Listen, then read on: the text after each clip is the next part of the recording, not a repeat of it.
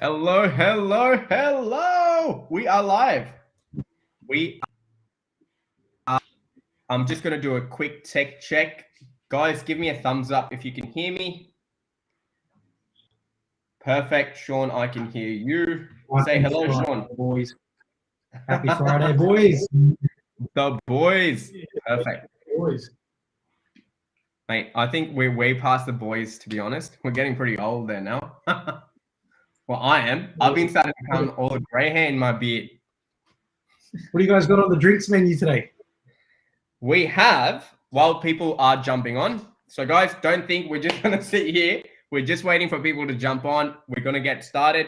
But as a drink, I have a really nice, refreshing summer drink. I went up, I was going to pour myself the good old Glen. And I looked at my Apple Watch. It says it's 26 out, mate. Like, you got to be kidding yourself. So I wanted some beer, but then I realized I got no beer. Then I went with some gin, like a dirty lemonade. Gin's been making the rounds recently. Bombay Sapphire. I don't know much about gin though. I like a little Bombay Sapphire, I'll tell you that. If someone's a gin fanatic, let us know. Educate us. I'm more of a beer and scotch sort of guy. I pretend to know wines. Not really. I don't know if anyone knows wines, to be honest, but hey, I can definitely pretend to know wines. But yeah. Mark, what are you having today? The what I believe the king of brown. Oh, look at that! If that's not officially sponsored, we're officially sponsored by Heineken. Thank you for watching. Please drink responsibly. Mate, that is crazy. And Sean, what about yourself, buddy? I'm enjoying a good old sipper cup of water. Cup of water, staying hydrated on a warm day. Excellent, excellent. Guys, ladies and gentlemen, welcome to another cracking episode of Friday Night Live. Tonight's topic is about the levels of investing. What level are people at? And what game you should be playing? Because what I've noticed in the last couple of months, people are at various levels and are trying to play games that are not aligning with their financial realities. Right? There are levels to this game, and tonight we want to talk about these levels and what game you should be playing at every single level. Now, for all my viewers out there and for all my lovely clients who are watching this, you guys know I look at this as a game of Monopoly. We go around the board, you get a chance card. It could be good, it could be bad. You go to jail, you go around, you get $200. And you really hope and pray that you get the right colors together so you can build a house and you can increase your rents. So going for Mayfair right off the get-go is not the only way to build a property. And the way I look at that is like, I want the big house first. And that's what gets people into trouble. So tonight, guys, with Sean, Mark, myself, we're going to talk about levels. We're going to have some commentary around what various levels are. And if you relate to those levels, understand the games you should be playing at those levels. Because if you're at a certain level and you match the right game, the right strategy for that level, you're going to experience nothing but success. Where things start to fall apart is when you try and skip levels or jump levels. You might be on a high level playing a much lower game. When you're on a lower level, trying to get to the penthouse. It doesn't work like that. So let's understand levels today. Hopefully you guys get some value. Whether you're a beginner, whether you're advanced, please let us know what you thought of this. If there's a topic you want us to cover, again, leave us a comment. Try our best to cover it for you. If you're watching it in a replay for us, so we know when you are consuming it. Without further ado, let me get the boys in. Sean, how was your week? I was waiting for this beautiful question. Well, my week's been chaotic, to say the least. It's been beautiful, and I've loved every moment of it so far. And for those of you watching that are still waiting on me to get back to you for a few things, please be patient because I have not forgotten you, and I know who you are. And yes, I know you know who I am. I'm going to get back to you, and we are going to have an amazing journey together. So I love you all. Please be patient, but I'll get back to you all very, very soon. So it's been chaotic, but I love you all. Mate, I get that. Now we're turning into this late night love radio. Mm. Producer Anna's going to be like, stop talking rubbish, get to the point. Mark, how has your week been? It's been good. I've been, as you can tell, working on my tan. Sitting outside. No, I'm only joking. But I have been enjoying the warmer weather. We've had a very good week actually. Another stellar month, and we're only 6 days away. But it's been good, man. Been very good. Can you guys imagine? We are wrapping up September, okay? And it's literally a few clicks away, I would say. We will be talking about Christmas, New Year's, and then New Year's resolutions that most people want to break. I've got a video on planning. If you haven't watched it, watch it. And I put a shameless plug somewhere, I don't know, on it. For me, I've had a really, really exciting week, actually. It's been very busy. It has been very, very busy, but it's been a good busy. I think where the struggle is right now, and that's what Sean was talking about a little bit, is to be able to identify the right property for the right client in this hot marketplace, and making sure all the due diligence is done. We're keeping people safe. All the numbers are run. So we can't rush certain things, and we don't want to leave any loose ends. So that's been a really interesting learning curve for us. How the property market, I know it's hot, but now it is just getting ridiculous nationally everywhere. It is just absolutely berserk. Irrespective of lockdowns, opens, auctions, on Zoom, new, old, it is just going crazy, which is a really good thing for people who actually did take action and didn't listen to those idiots who said there's going to be a 40% crash. I'm waiting for those idiots to come around post New Year's with their prediction on 60 Minutes. Anyway, back to the topic. Tonight's topic, guys, like I said, is levels to investing. I break this down into a few levels. In total, if I went through, it'd be probably about 6 to 7 levels, but let's talk basics. Level 1 of investing, for me personally, when I look at someone, is someone who owns no property. Level 1 of investing is the guy who's sitting at home watching Amazon drop shipping videos, or the girl who's sitting at home thinking, I'm gonna do some sort of online arbitrage. The thought of investing for most people comes out of the frustration of the day-to-day jobs, or just looking at stuff on Instagram that you can't buy as yet. So you automatically go like, mate, what do I got to do to get on that level? So that's level 1 for me. You really, really start to think about how to improve your financial situation, right?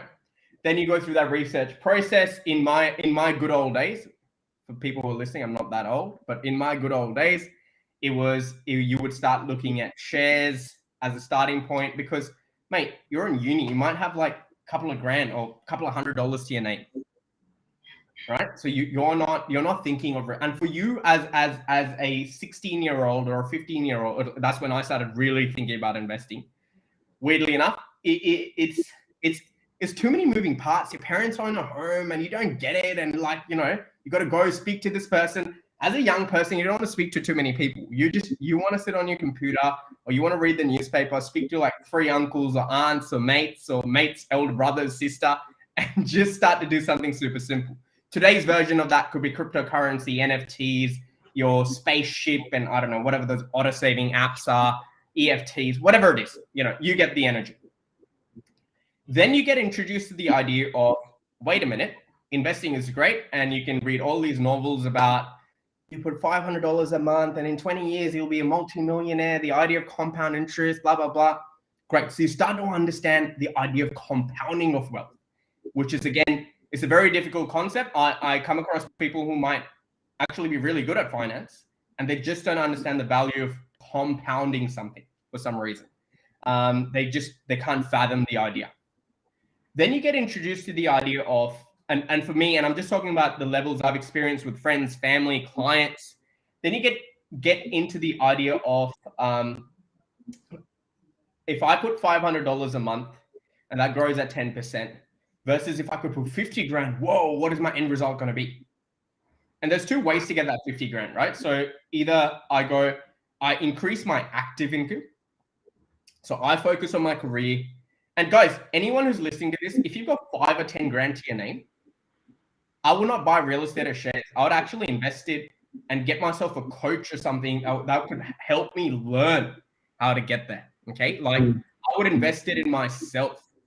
And I find it crazy that people will spend $100,000 on a uni degree. No uni will guarantee a job, but they won't go do a mindset course. And whatever, like whoever you look at, man, like watch YouTube videos, read books, right? It's all up here. Money is made in your mind.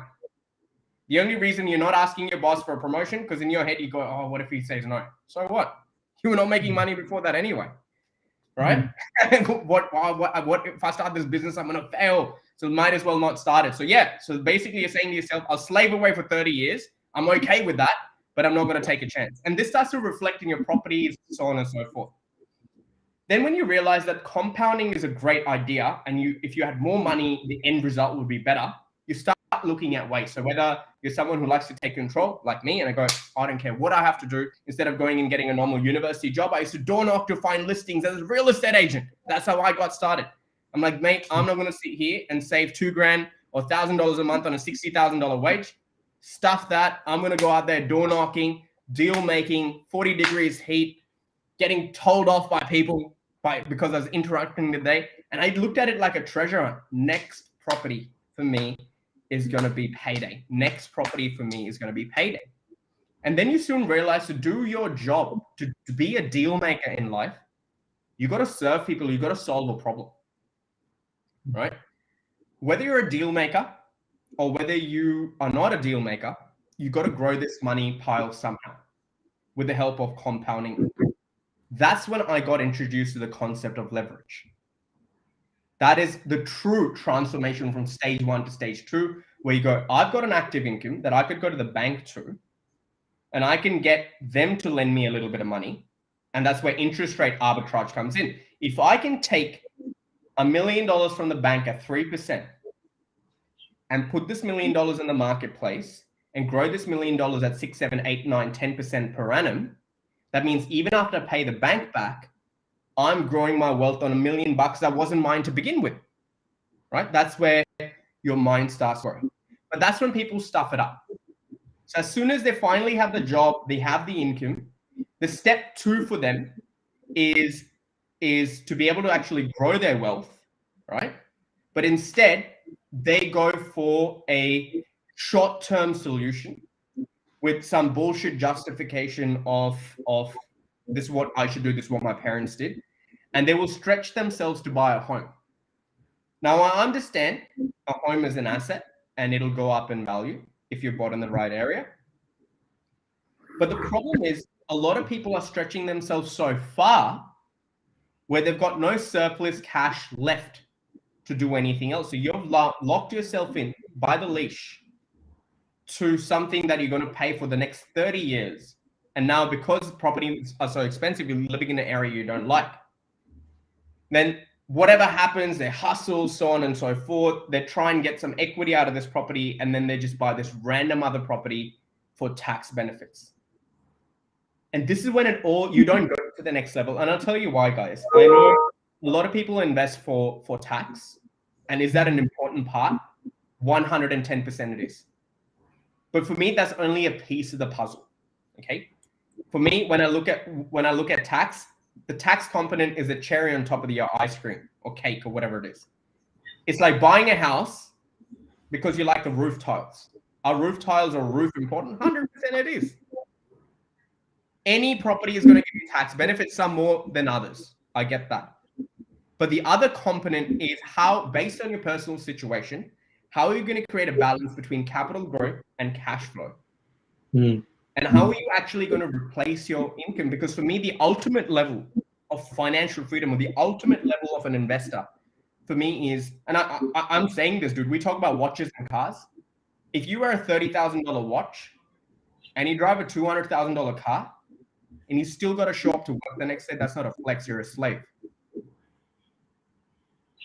you're a slave.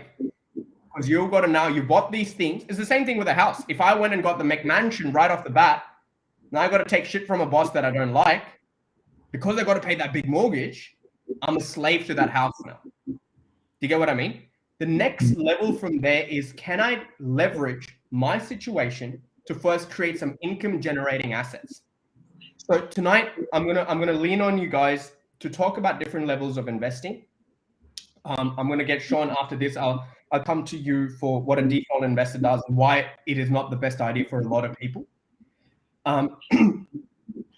You have to really think about this. And I look at investing very much like a business. When you're a property investor, you are the CEO of that business, okay? And I want everyone who's watching this to pay really close attention. You are the CEO. Now, for a lot of people who might or might not understand, it seems really cool to have the director CEO title. It is the most highest pressure position to ever be in. You are solely responsible. Then at that level, it doesn't become about you. It's, can I keep this machine going?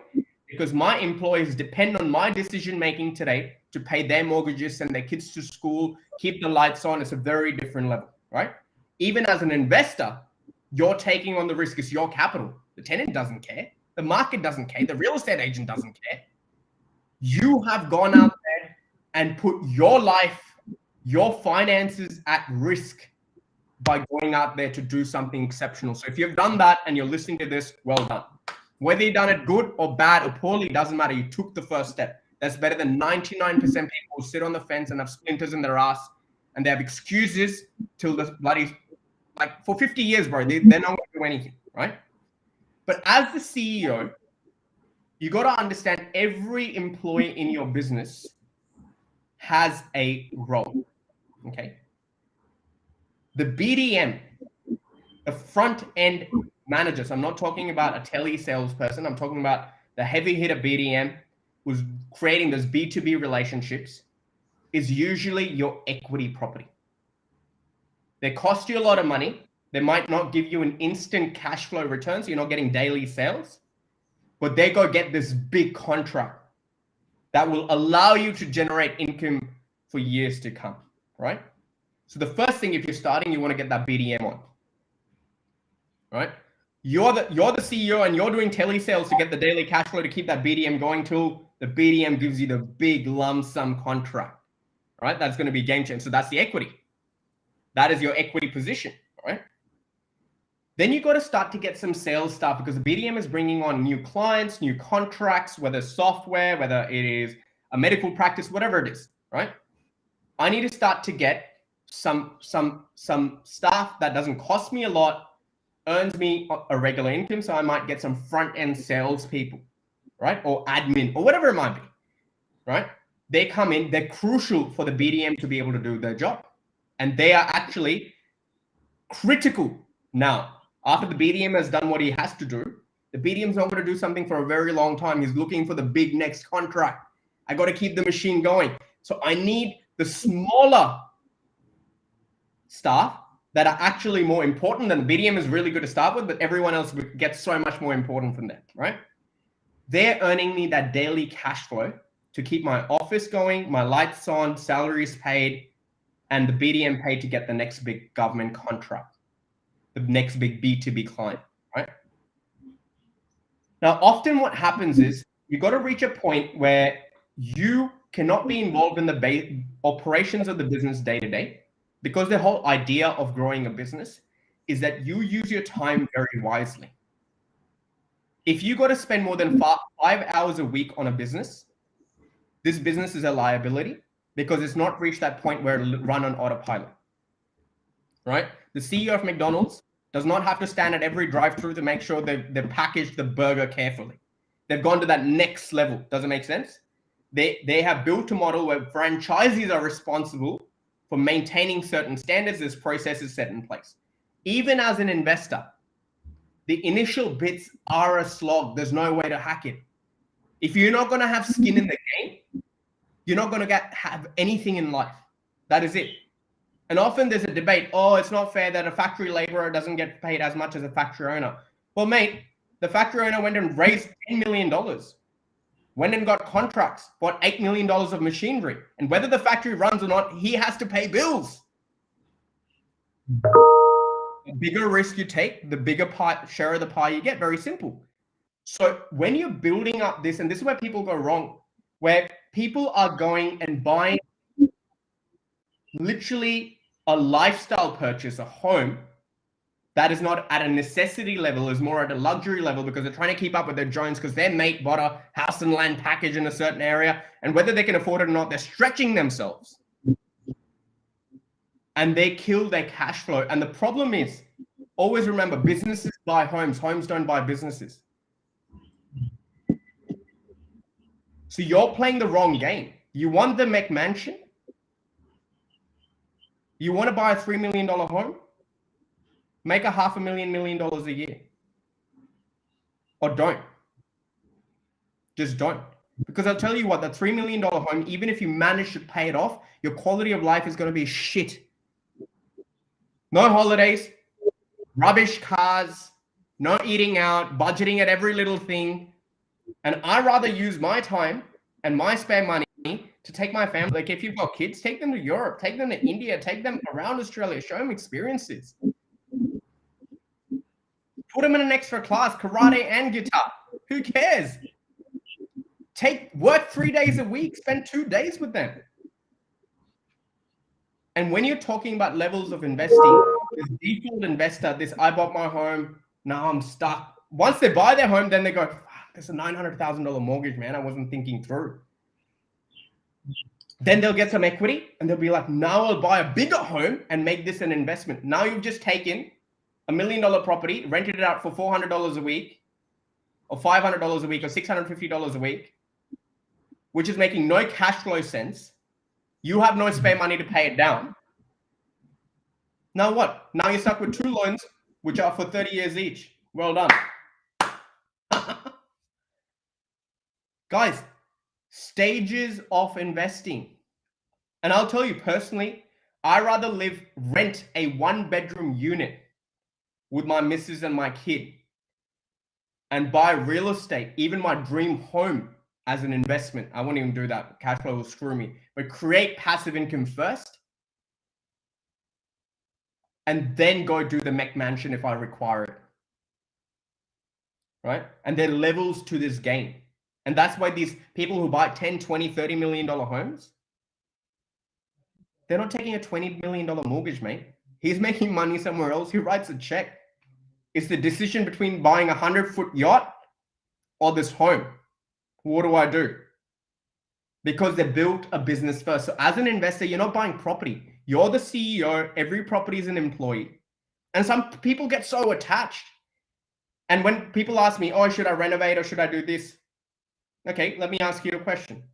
If you had an employee who did well for the first 3 years and you've had it for the last 10 years, whatever the decision may be, and it's really not done really well, should I spend $80,000 again to retrain this guy or girl? Or should I cut my losses and get a new BDM? Why? What are you so attached for? What are you so attached for? So should I renovate this property? Of course you should. What's the point? If I retrain this guy, will he make me $1 million more? If not, then what am I doing? Why am I sending him to a corporate retreat or for a new cert?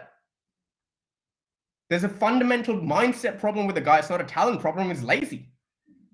And for some reason, when we look at real estate, we forget this. You are the CEO. Every property is an employee. What are your overall business's cash flows? What are your fixed costs? Earnings before tax, earnings after tax. Why do we forget this? Just because we're using different words of yield. Yield is revenue, right? That's your cash flow. Capital growth is your valuation, your goodwill. What is your business valued at? And what business have you built that someone in the future will come and go, damn, Mark, damn, Sean, you put in $3 million, 300,000 of yours, you borrowed the 2.7 from the bank. Shit, I think this business is worth $20 million. What is that? What is that portion? And if that's not happening for you, and again, you're too early to judge if you haven't held a property for 10 years, to be honest, right? Especially in a capital city. If you bought a property and in 3 months it's not made $100,000 for you, if you want those sort of results, the only option I have for you is buy Dogecoin, go to the moon with Elon Musk, or go and buy a lotto ticket. This is for people. Businesses take anywhere between 7 to 15 years to even justify whether it'll survive or not. It's burning the midnight oil, being the cleaner, the CEO, the salesperson, the accountant, everything. And then finally the business gets employees. You're able to recruit better quality talent that gives you better quality results and takes this business's valuation to the whole next level. And those are the stages. So Sean, coming to you, mate, I just wanted to give people context because I think just because we use different language, people's idea around real estate is very different now. Rental yield, mate, there's earnings. So Sean, please explain that step one is you have nothing. Step two, you could have bought your first property, and explain the default investor problem that a lot of people get stuck with. So when you say the default investor problem, what do you mean? So the default investment problem is I bought my own home, first home. Oh, you mean the accidental investor? Like the accidental, I bought my own home.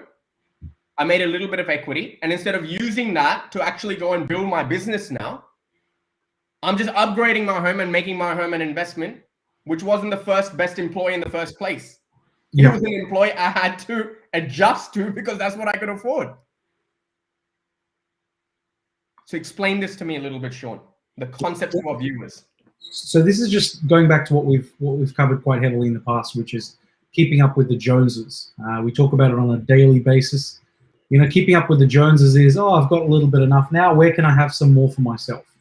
And when you're looking at levels to the game, you know, what's really interesting is it goes back to human psychology again. So human psychology is, okay, if there's a really low entry point and a really high upside for my return, that's going to be appealing to the masses. Because what does that mean? Low risk, possible high reward. That's why people get so turned on by buying cryptocurrency when it's making all the news, all the headlines, because they say, hey, what do I got to lose? I'll just put down $500. I'll just put down $1,000, $5,000. Now, where levels to the game comes into the picture is that for an average family, $500 might not be a pinch, but would they feel 500 grand? Yes, they would. But to a multi-millionaire, would they feel the pinch of 500 grand? Probably not. That's a gamble that you're willing to take depending on what level you are in the game. So the default investor always falls back onto the trap where there's always this societal pressure. There's just this general society where you're in, and there's sub-societies that you'll find yourself trapped into as well. For example, if you grew up where everyone in your circle was, for example, MBA grad, law grad, everyone's, you know, after 5 years of their education are all earning about 150 grand, and you've decided now to you know, work at, for example, as a laborer, you'd be looked at very differently, despite the fact that in today's economy, you almost might be earning the same, depending on what trade you're doing. Mark and I have spoken about this recently as well, where even in the property industry, some of these guys are forking away degrees that they've spent 4 or 5 years, you know, building up to, only to realize that they're actually higher paid doing work that was used to be commonly deemed as hard yakka. So when you're looking at levels to the game is so interesting because there really are levels to investing. So a first entry level investment might be whatever you're comfortable with. And because most people's association with investment is all about the risk that they're willing to chew, the levels to the game just depend on how much risk you're willing to take on at what different point you are at your life. So if you're, you know, 60 years old, should you be going for an investment which is, oh, this is going to be amazing capital growth over the next 20 years because this is going to be lodged, the city's going to be done, the water connections are going to be done in 20 years from now. That 60-year-old's going to be 80 by the time you're, you know, projecting, let's say, a lot of success in a certain area. That's why a lot of first-time investors like mums and dads and so forth and so on shouldn't be going out and buying 55 hectares in the middle of nowhere. Because yes, they can buy the 55 hectares with low risk because it only costs about 55 grand today. But what they don't realize is they don't have the $200, $300 million worth of funding to actually go and make that into a livable city. So when you're looking at levels to the game, this goes through not only your first investment property, it doesn't go through your second investment property, it goes all the way through what sort of car you drive, what sort of clothes you like to wear, what sort of food do you like to eat. McDonald's might be okay for most families in Australia, but is it okay for those families that prefer, living on the higher side of nutrition? What's really stood out to me over the past 4 or 5 years is that the most DNQ clients, we call them DNQ, you're not qualified, you can't buy shit, right? You can't buy anything yet you as a family will go to the ultra expensive, lucrative health food store that only sources stuff from Mount Olympus, for example, and you have to eat from there. But you can't afford to invest $5,000 a month into your future, but you can afford a $4,500 shopping bill so that you're putting healthy things into your body. Now, there are levels to this game, don't get me wrong. If your household income's $10 million a year, can you afford to spend $4,000 a month on groceries? Absolutely. If your household income's $6,000 a month, can you afford to really be spending $4,000 a month on your income? So we've just got to question ourselves in terms of saying, there are people, so out of the three of us right here, there are some things that we actually personally all play at the highest level in. But whatever we're playing at the highest level in is not the same for the other guy. It's not the same for the third guy, right? So levels to the game appears to all facets, but when it comes down to the psychology of investing, Kesh, you're so right. People just jump into the trap, which is the default investment, which is, okay, I've got this home now. It was great for me at that level. Now, because my income level's here, I've got to just go and get the next McMansion. But the only way it's justified is if it truly makes you happy being whipped under that stick, being stuck under that 9 to 5. If you're truly happy there, then by all means, go for it. Keep upgrading the debt every single year you get a pay rise. Sean, that is really well put. Mark, I'm going to bring a question to you, but I'll tell you something, and guys, please jump in here if you think I'm speaking for all three of us right now. I know all three of us, and I'm happy to say this, I genuinely love what I do, and I feel so blessed. In my free time, I look at real estate, dude. 100%. Right? And I'm working numbers, and for some people it might be dry or whatever it is, right? I will die doing what I'm doing. I will do it for as long, and we have long days. There's some days we're working 7 days, 12, 15 hours serving people, right? We don't have to. None of us three have to work. We can shut shop 4 o'clock. See you later. We're very comfortable, but I love it. And for me, the passion comes from, and I know for you guys, the passion comes from, this person is keen. We can help them get to that next level and really, really help them understand how they can play this game really well based on our experiences, our expertise, and the time. And the reality is, guys, if you spend 60, 80, 100 hours a week doing something versus you jump on realestate.com twice a week, or thrice a week, or when you're in the pot, or when you're in the train, or whatever, in your lunch break, that does not quantify, right? I'm not going to try and fake being a computer programmer just because I watched a tutorial on Python once. Right? That's not my game. And I love what I do. But even saying that, where I'm going with this is, even though I love what I do, the luxury of having passive income from a business, and when I say business here, the real estate business, this is a business that does not require me to actively, I can spend less than 5 hours a week, forget 5, less than 45 minutes a week just to overlook my business, if you will, in this context. And where the problem is, and where people are falling into this trap, is as your incomes go up, you end up spending and reverse justifying these things, saying, oh, it's an asset, I've done this and done that. And I'll give you an example, Sean. So I was speaking to a friend of mine, and he had kids quite early on in life, and he had saved up a little bit of money, so on and so forth. So he was having a chat with me, and we were having a few beers, and I And sometimes, you know how I get, I was like, mate, I'm going to take permission to be honest. I'm not going to pussyfoot around this conversation. I'm going to call a spade a spade. Sign here now. So take your money. This is what you got to do. Blah blah blah. These are your numbers. Da, da, da, da, da. And like, bro, we do this so often. I can have a 20-minute conversation, and I exactly know what needs to be done or who needs to be called or whatever it might be. Right? So anyway, long story short, the idea there was to use a portion of his money to buy an investment. He was going to take some annual contributions to put into a super, blah blah blah, for various tax something, and then there was going to be a portion of his money to go into a certain business that he wanted to invest in, which was a really good business at the time. He wasn't going to do it. He was partnering up with a very, very influential, like wholesale landscaping material business. So these guys do all the undersoil, plastics. So it was that sort of business. So I went through the balance sheet. I looked at the business, looked at the cash flows. Obviously, then you get a feel. So numbers are great. You get a feel for the guy. And I'm like, mate, you're in business with a good person, all of that. Guess what? This person paid for a $30,000 holiday, bought a $70,000, I don't know, Toyota Kluger product, and till date says, oh, property investing is risky. I'm like, you stupid.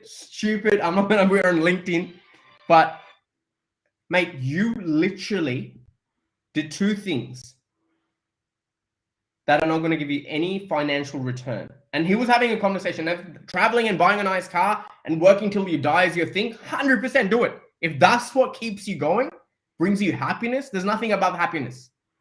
No amount of money in the world, whatever makes you happy, right? You're sitting there complaining to me how life sucks.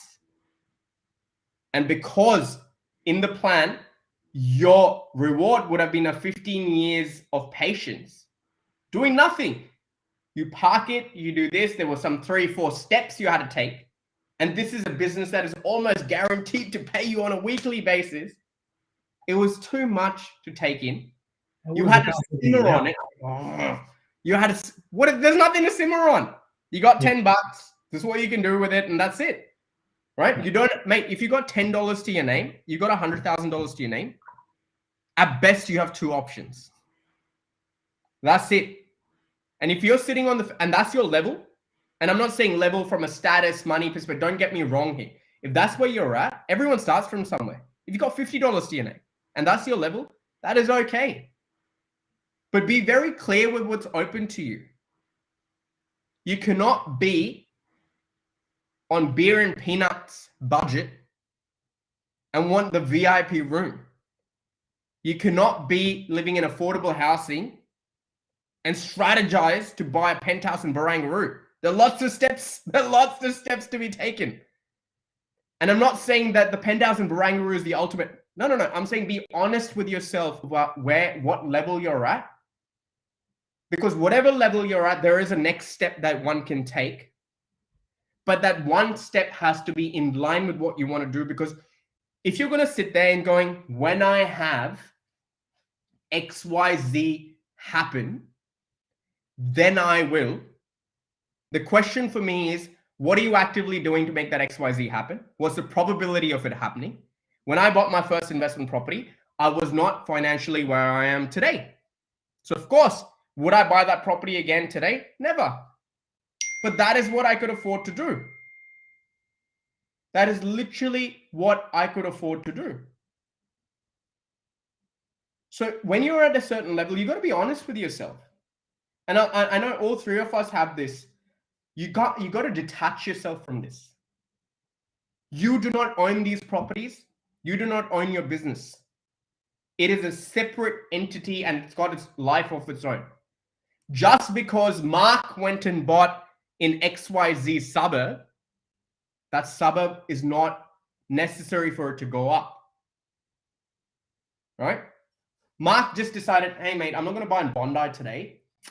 I'm just going to go buy something in St. Mary's. And suddenly St. Mary's is going to like become $20 million because Mark has graced it. No, it's not. No, it's not. And if you bought in St. Mary's and that's what you could afford and that was your, that's okay. The important thing is, are you in line and do you understand what level you're at? and where you can go next. And I'll Mark, we can jump in here a little bit. And this is a question to you. So, you know how many times people are very, very attracted with the game of developing real estate, right? They want to be a developer. And you've been in development finance. You work with a who's. And I'm not talking some $800,000 pocket change rubbish. I'm talking millions and millions of dollars raised for residential commercial projects by some real heavy hitters, right? What I find funny, and I want you to explain the mindset of these guys who are doing that and the stage they're on, the level they're on. What I find funny is, and again, I don't mean any disrespect here, you got $65,000 to your name. You are absolutely staining your pants. And you're going through every suburb under the sun. No cash flow analysis is good enough. Imagine they can look at all the data and some idiot on Homely puts in, I once got bitten by a dog, right? And it scares them. I heard someone doing a tire burnout. Mate, they're multi-million dollar properties in Cronulla where there's a huge hooning issue.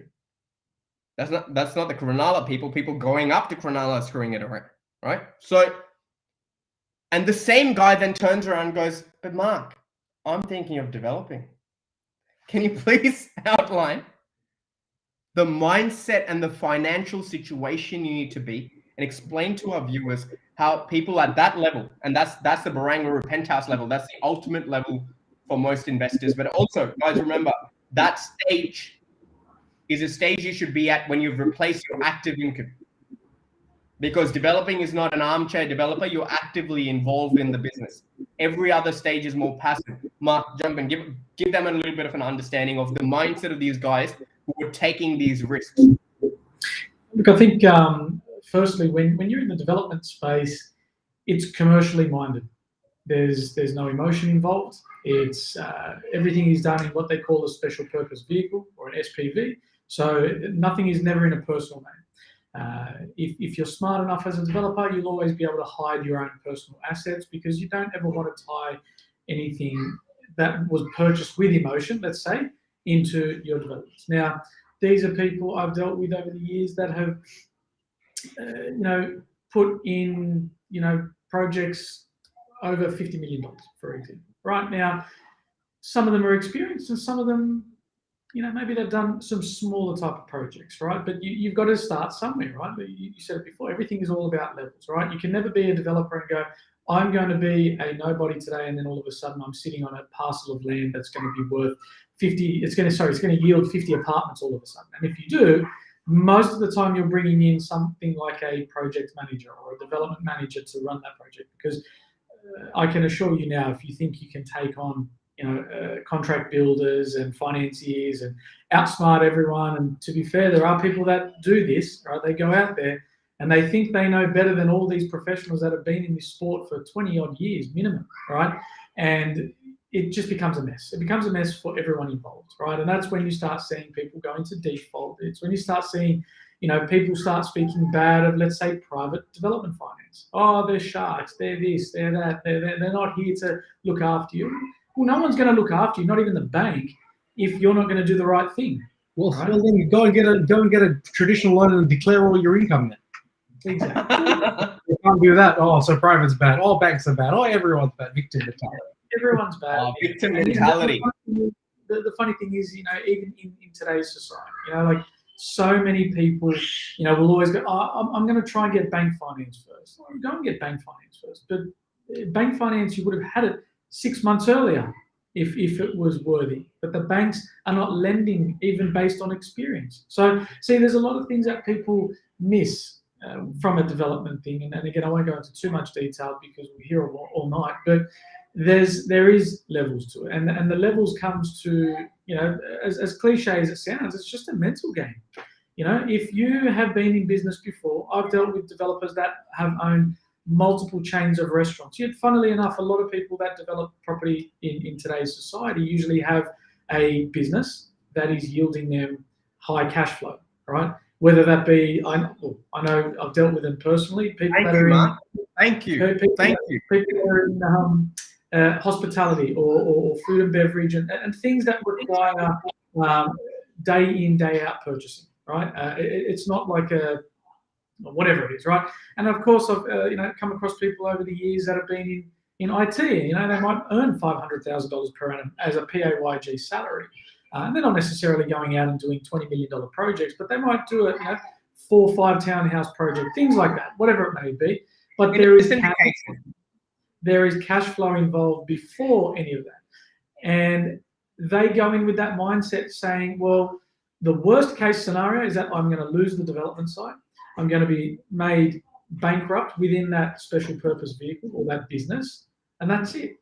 If I'm not putting my personal assets up, if my personal assets are protected, because I've done all my research and my work beforehand, before even worrying about development. There's a lot of layers that you need to protect first before you even think of actually jumping into the project.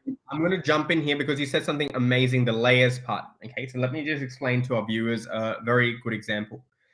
So my younger brother is an architect, right? And they're working on this cracking project in Mossman, where this guy's almost purchased a $6.5–7 million home. Can we buy some as well?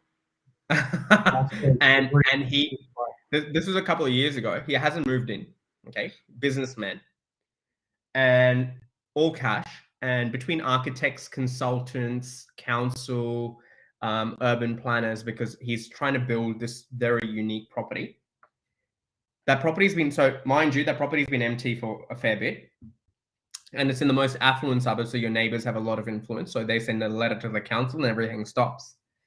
And he's persistently, like no jokes, he every 6 months has spent over $350,000. Just not a leaf has been moved, right, to execute this project. And I asked my brother, I'm like, what? Like, it makes no sense. Like, what is this guy doing? But this project for this person is their family home. And this person is 51 years old, who's rent vested all their life, has built multiple businesses in Australia and Singapore, right? Always sent his kids to the best school, all of that sort of stuff, well-traveled, educated, and I would say not from a university. I find it really funny that people go to MBAs and learn business from employees. That's a whole different conversation. And real world education, let's just call it that.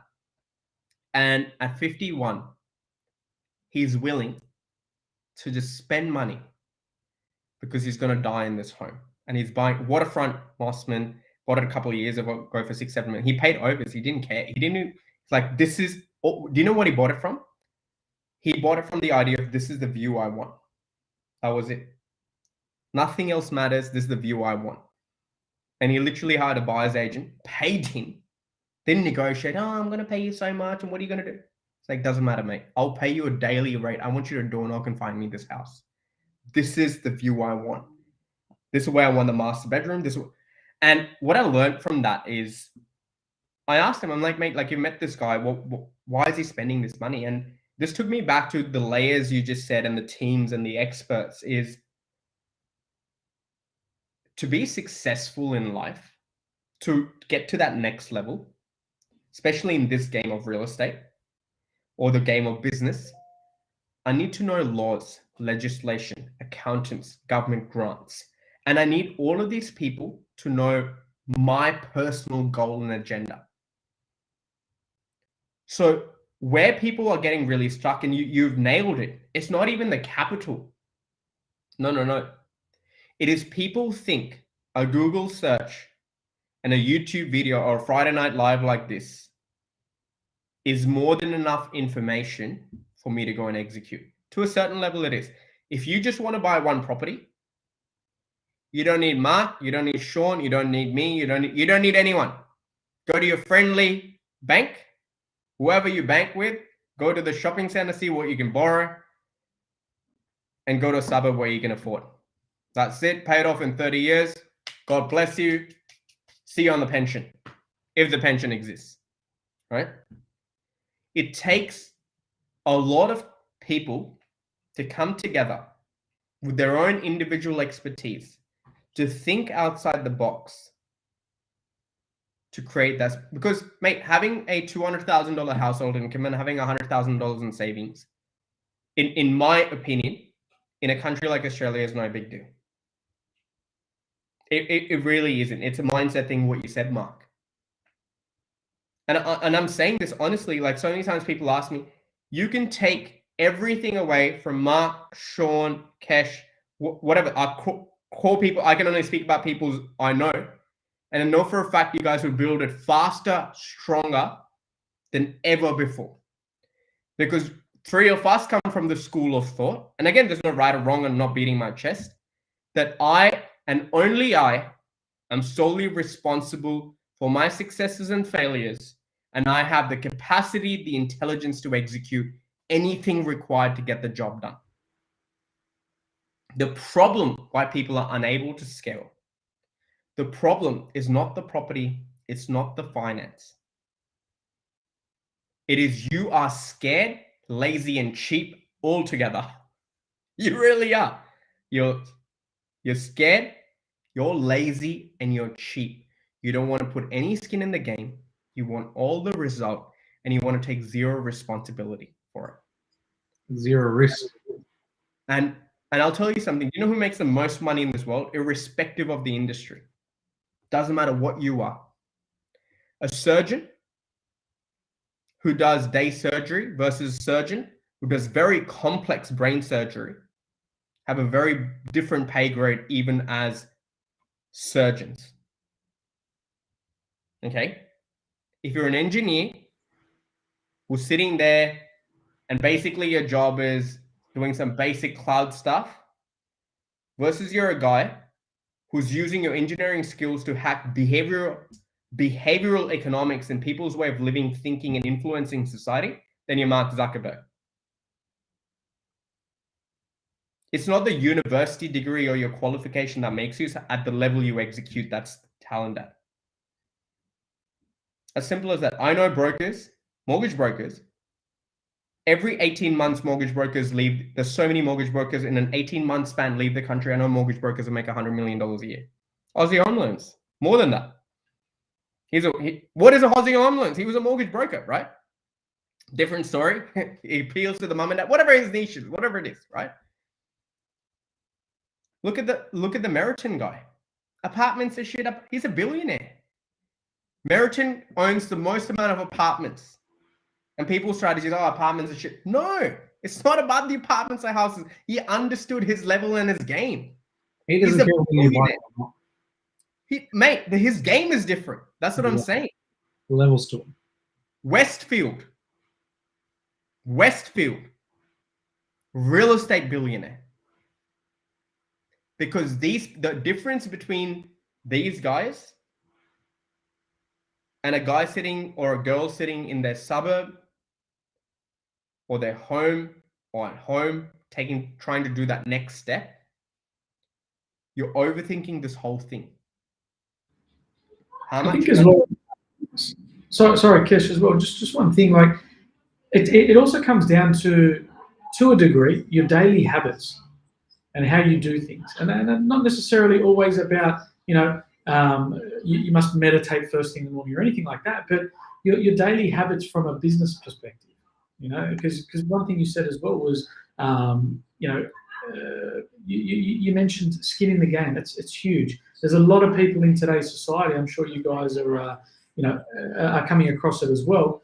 There are so many people that are trying to put syndications together now, where they're trying to raise a little bit of money. We'll go in a little development site and we'll do something, and we've got this. We'll do this, and I'm not going to put a cent down. And the most I'll put down is maybe 5% of stamp duty, for example. So there's skin in the game is huge, as well as I think daily habits and understanding things from a commercial level rather than an emotional level. 100%. And I think where it really comes down to is very simple. Are you clear on your situation? And how do you get clear? moneysmart.com.au, budget planner. Step 1, how much real estate do I need to buy to replace my job income? What skills and teams do I require to use leverage that real estate and buy the best property I can within my budget and take the most informed decision? Once I've purchased that real estate, what are going to be my tax benefits? And if it grows, what is it going to look like? If it doesn't, what is it going to look like? Based on that real estate performance and my personal ability to create money, what are my next steps? What is your circle of competence? How much time are you willing to commit? And it is as simple. You want the largest share. You want to make millions of dollars. You got to commit to this. You can't sit there. And because we're on LinkedIn, brother, I'm holding back today. You cannot sit there like a little, you know what I'm about to say, and hope that something magically Sean or Mark are going to do it. No. This is your journey, mate. I'll tell you something. At university, I'll give you my example. I used to never study, right? Never, ever study. Last minute. I don't know what it is. Photography. I have a really good, I can retain 12 months of information in a span of 6 hours. I don't know if it's fear or what, because I used to only study because I didn't want to be embarrassed. I never got below the 75, 80 percentile.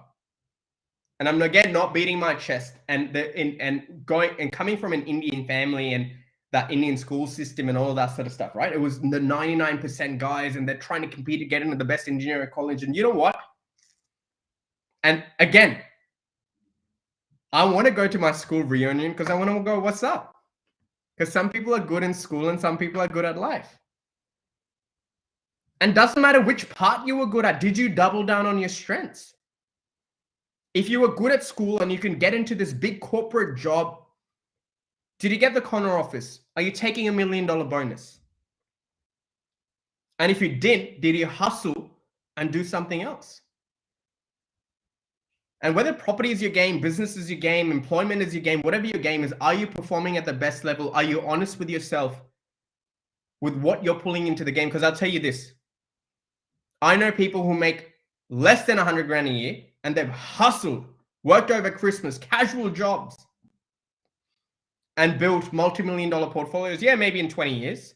I don't know guys who pissed away $500,000, $1 million incomes, inheritance. And this is true, dude. This is how money transfer happens. Hard times make tough men. Tough men make easy times, or women. I'll be politically correct, right?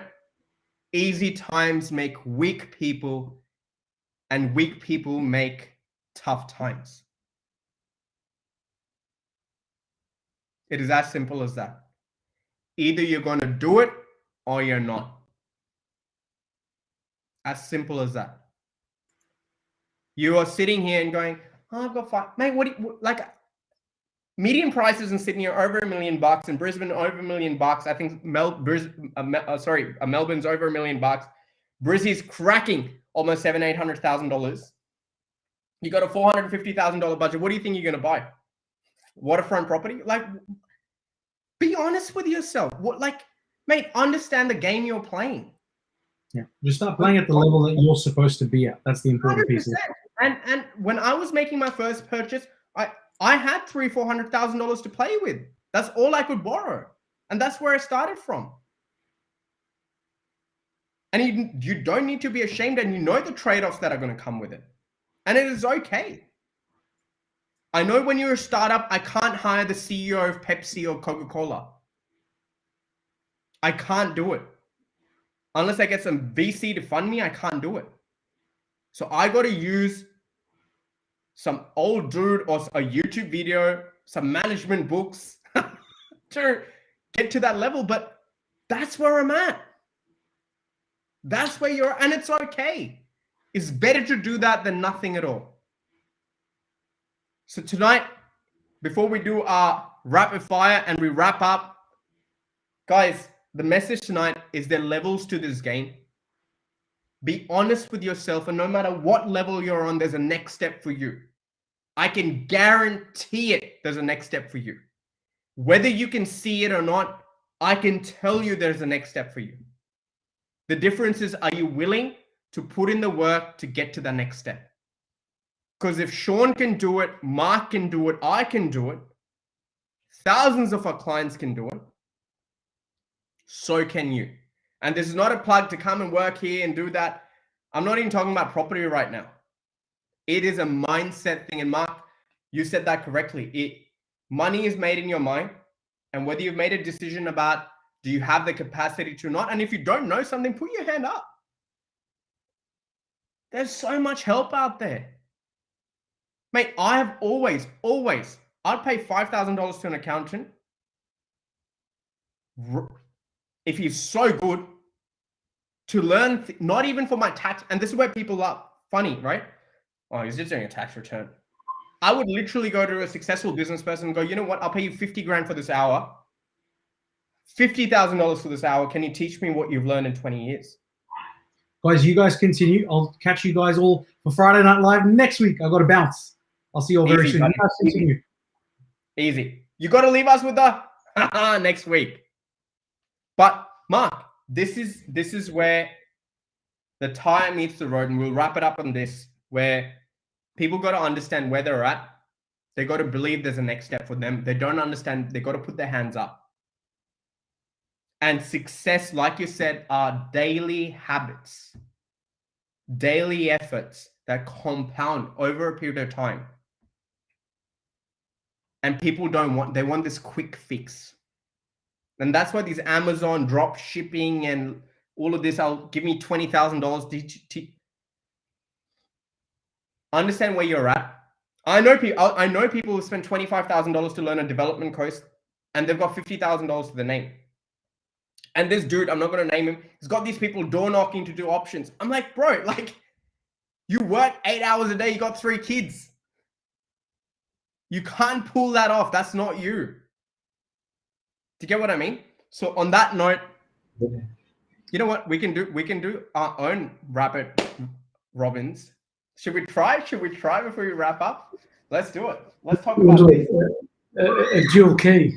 We'll call it a dual key. We'll call it the dual key. All right. I've got one for you. And we will wrap it up because producer Anna has to go as well. Mark, name one business person or individual. Doesn't need an athlete, individual. I think let's go with a business person or an athlete, whatever you want. Athletes and business people have a lot in common, but that has inspired you and why? Just give us 2 seconds on that. Yeah, good question. From a business person perspective, I'm going to use 2 people. I'm going to use a homegrown hero, I think is a homegrown hero, and I'm going to use someone that 100%. I believe is also an absolute gun. And it's 2 people. 2 people being Tim Gurner in Australia, and the second one being Donald Trump. These are my 2 people. We had a little controversial there. I like that. A local guy for me would be Trigger Boof, however you say it, the Meriton guy. That would be a really important guy. The other guy for me would be, I'm torn between Steve Jobs, big fan, and Walt Disney. Not because of the story of rejection and this and that. It was a belief that allowed them to execute at a very different level, and they understood. Steve Jobs did not say, when I have the right office and all the top engineers, that is when I want to design it. He was like, I got my parents' garage. Let's go. You know what I mean? Walt Disney, very similar story. McDonald's. If you don't know the story of McDonald's, that guy, that dude. In fact, he wasn't even the founder, right? He was a milkshake machine salesman. If you haven't watched the movie, it's called The Founder, isn't it? I think it is. Yeah. Go watch The Founder. Very inspirational story. Cutthroat. But McDonald's is a real estate business, right? But he wanted to build McDonald's because he wanted to control the yields and take no risk in terms of he bought the land. So he took that risk, but he had a customer pre-planned for that area built on a business of perception. So completely different game. So a lot of people think McDonald's sells burgers. No, mate. Their game is real estate. Burgers is their rental yield. Right? They can control their rental yield, whether they're in Mount Druitt or Bondi, they make $1 million a year or more. As simple as that. So irrespective of location, he found a way to control his yield through business. Right?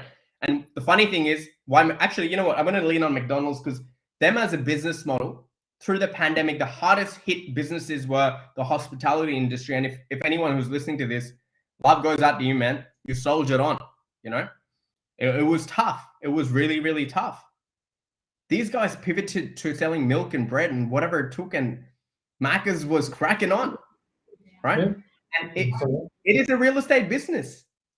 They knew what is their BDM, who's getting the franchise owners, and the franchise owners are the cash flow dudes. The franchise owners are the cash flow dudes.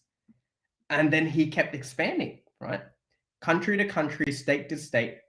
So this would be my inspiration. Now, on that note, ladies and gentlemen, another Friday Night Live done successfully. Again, guys, if you're watching this, you're getting value out of this, please give us a like, give us a subscribe. It supports this. It sends it out to more people who would get value from this. If there's a certain topic you want us to cover that is really important to you, let us know in the comments. We'd love to do that, especially if it adds value to a lot of people. Don't shy away, do that. But on that note, we're going to call it a night. We're going to wrap it up. I don't know if producer Anna is still around or not, or if we're going to wrap it up on our own. I am. Producer Anna, let's call this a night. Thank you, ladies and gentlemen. It is a wrap. And thank you, Mark, for hanging out on Friday Night Live. Last man standing. See you, boys.